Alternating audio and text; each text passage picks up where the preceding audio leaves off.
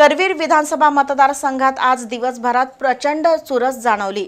चंद्रदीप नरके आणि राहुल पाटील यांच्या कार्यकर्त्यांमध्ये प्रचंड उत्साह होता, तर संताजी घोरपडे यांनी जखमी अवस्थेतही मतदारांच्या गाठीभेटी घेतल्या।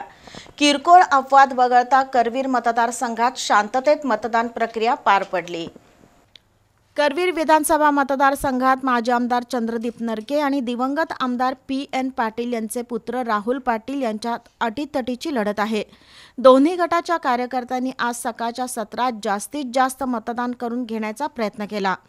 यावर्षी नवमतदारांनीही उत्साहात मतदान केलं, तर 100 पार केलेल्या काही जणांचं मतदानही पार पडलं। वयोवृद्ध आणि दिव्यांग मतदारांना आणण्यासाठी खास 4 चाकी वाहनांची सोय करण्यात आली होती। दरम्यान जनसुराज्यचे उमेदवार संताजी घोरपडे यांच्यासह नरके आणि पाटील यांनी दिवसभरात विविध मतदान केंद्रांवर भेटी दिल्या। उमेदवार राहुल पाटील यांनी सडोलीमध्ये मतदानाचा हक्क बजावला, तर चंद्रदीप नरके यांनी चव्हाणवाडी इथं मतदानाचा हक्क बजावला। संताजी घोरपडे यांनी लखमापूर इथं मतदानाचा हक्क बजावला। 2019 मध्ये करवीर मतदारसंघात 85% मतदान झालं होतं।